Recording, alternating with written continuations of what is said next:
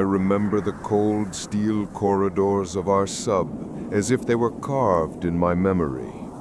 In the summer of 1979, I was a young sonar technician on a Soviet Project 641 Foxtrot-class attack submarine. Foxtrots had first joined the fleet in 1958 and were a staple of the Northern Fleet. 75 of them were built in total. 78 sailors were crammed into our hull for months at sea. The captain alone had a proper cabin. The rest of us bunked in shifts and drifted off on narrow metal bunks. The air tasted of diesel and salt. Every surface was hot to the touch from the reactor and the diesel engines. We worked in near darkness under flickering lights, the hum of machinery and sonar consoles never stopping. A world of confining quarters and ceaseless noise. Even back then, I knew we had barely enough room to breathe, let alone to sleep. Life aboard was a relentless routine. We ate cold borscht from a can at shift change and exercised push-ups until our arms shook. Our watches rotated on a 6-on, 6-off schedule around the clock. Most of us barely slept. Studies later showed that over 77% of submarine crews report insomnia and fatigue on such patrols. I understand why. Behind every bulkhead echoed machinery, and we had no daylight or gravity. The North Atlantic was gray and unforgiving. Outside the thick hull, there were only dark waves and salt spray. Yet inside my mind, it felt even darker. The political officer, Zampolit, would remind us that questioning orders was unthinkable, loyalty above all. All of us on that patrol lived by that rule. We departed port under radio silence, slipping into the ocean like ghosts. The convoy of support ships dropped back as we dove deep. Below the Arctic horizon, it was just the sub and its heartbeat. The only way we communicated with Moscow was through rare, high-frequency bursts, usually one per day at most, from our encrypted radio station. Until that strange night, though, nothing about this patrol seemed unusual.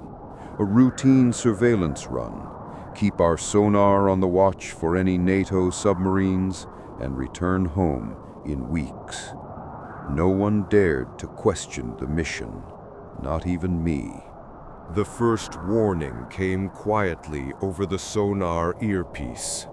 I was at the hydrophone station late on the second week of our patrol, scanning for contacts as I had done every night. Suddenly, the water itself seemed to shudder. In the silence of the ocean depth, I heard it. A slow, rhythmic ping coming from dead ahead. It wasn't one of our active pings, it was passive. It sounded too regular to be whales, too deliberate to be random biological chatter. My hands froze over the frequency knobs. I double-checked the bearings. It was not an echo of our own ping bouncing off the seabed. It was something else out there, far in the darkness. I tapped my earpiece and whispered to the captain, "Unidentified contact, bearing 320, distance unknown." His sharp eyes met mine through the periscope feeds, but he said nothing. We all leaned forward, straining to hear. The ping came again, low and throbbing. When I calculated the return time, it implied an object as large as a surface ship, or bigger. Our sonar returns didn't match any friendly acoustic signature. My pulse jumped. Was it an American attack sub? Before anyone could react, the radio crackled in with a short, high-priority burst from Fleet Command. For an instant, I expected guidance on this contact, but the message was simply a code, Comanda number 37, order number 37. Nothing else. The cryptic nature of it sent a chill through us. My mind raced. Order number 37? Was this something we were trained for? As soon as it arrived, the line went dead. We obeyed and logged it, but no one on the sonar team understood what Order 37 meant. We had no instructions about dealing with odd contacts beyond report and await further orders. So we continued scanning, acutely aware of a presence we couldn't explain. The crew's unease deepened. Every man sensed it. Something was very wrong. I caught the navigator's hand trembling on the chart table, and the radio man biting his lip as he fiddled with the receiver. The acoustic gauges didn't lie. The contact was still there, slowly changing depth. Over the next hour, it pounded into our ears again and again. We had sworn never to fire on a sign we couldn't identify, and now we had none of the usual confirmations. The captain finally ordered us to track it. We did, but through the heavy hull, I felt the weight of worry settling like a fog in my gut. Night after night, the anomaly followed. It stayed on the move, sometimes above us, sometimes below. When it drifted farther, its signal faded.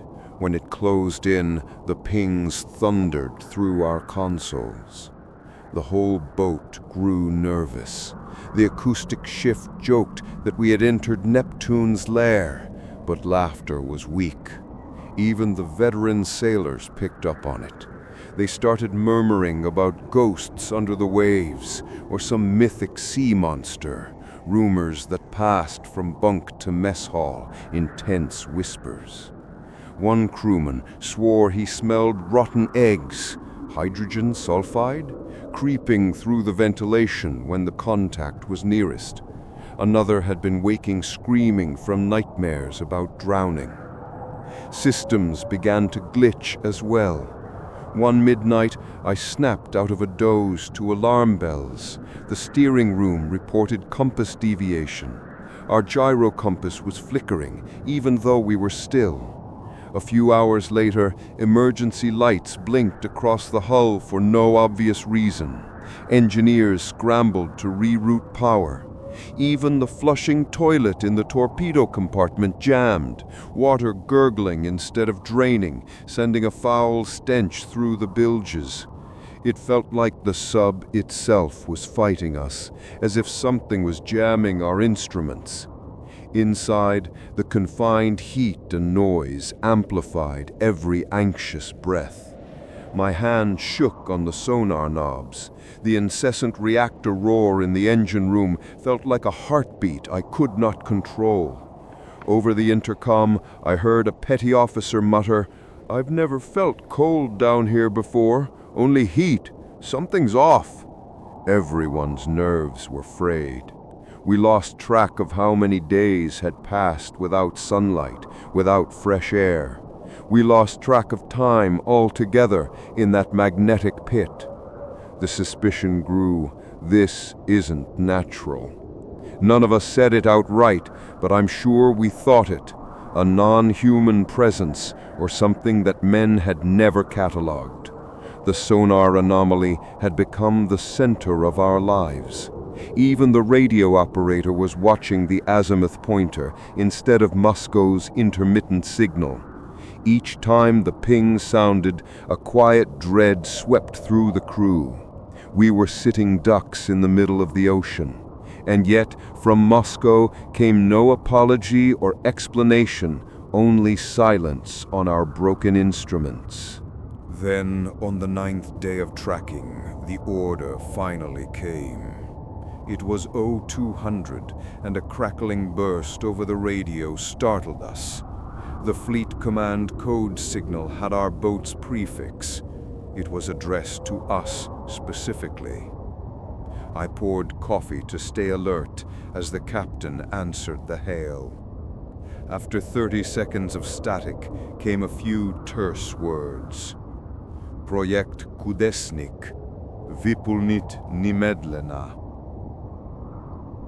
I remember feeling his eyes widen behind the radar scopes.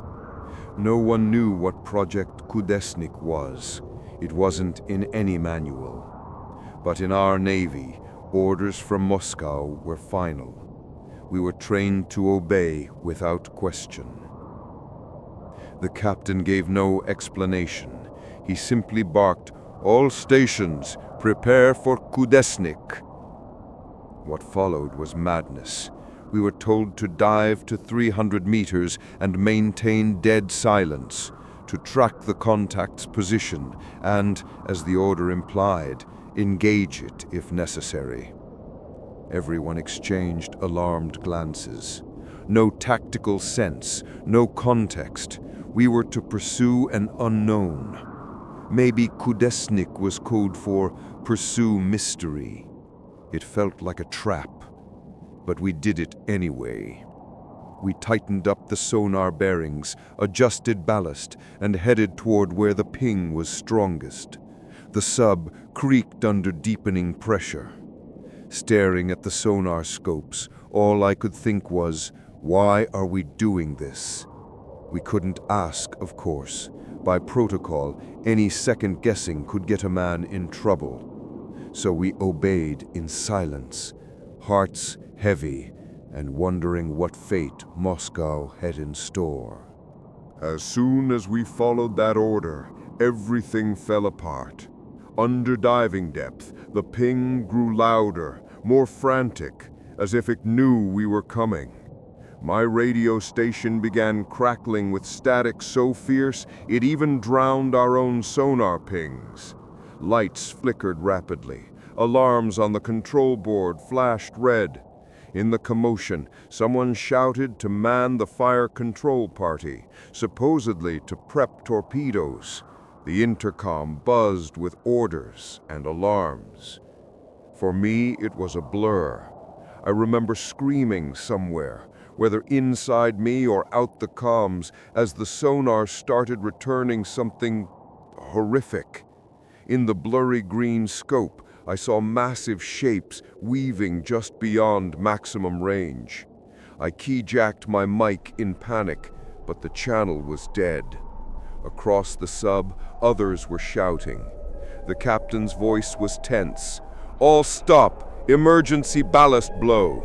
And just like that, we triggered it. The sub lurched as metal tubes on the hull expelled water to surface. The world flipped. We shot upward like a missile. With depth alarms howling, we tore through water faster than ever before. Oxygen! I gasped for it. But then, a sound I will never forget. Behind us, through the metal belly of the boat, came a bone-shaking thud, like 1,000,000 tons of pressure slamming against the hull. My vision tunneled. Something bent. The torpedo racks shook. A hatch flew open in the bow. Red emergency lights bathed the control room. 2 sailors got crushed in the bow ladder. I saw arms flailing. Screams filled the air. Our finely tuned vessel turned chaotic. When the dust settled, we were floating just below periscope depth, hull creaking from the pressure change.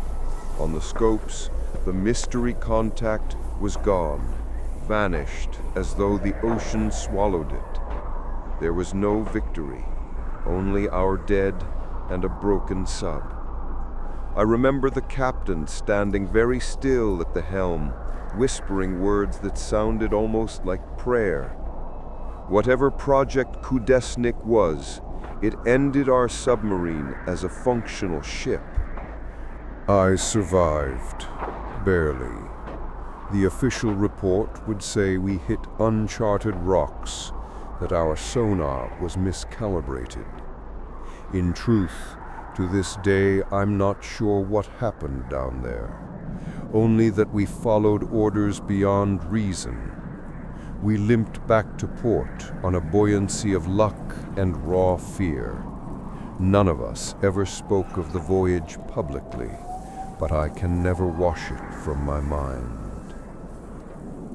Decades later, now a gray-haired veteran, I still hear that submarine's heartbeat in my dreams.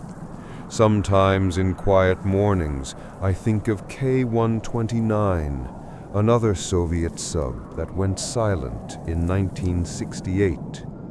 Its crew also received one last command to break radio silence. After that, nothing. Are they out there with the secret we chased? I do not know. I only know that sometimes I feel a tap on my shoulder, or I wake up to a faint sonar ping in my ears that no one else can hear. There is no tidy ending here. We obeyed an order none of us understood and lived with its consequences. The North Atlantic still hides its whispers. That crew of ours will never know exactly what we followed. All I can say is the submarine is gone, our ghosts drift in those waves, and the question of what was it remains unanswered, echoing beneath the endless dark sea.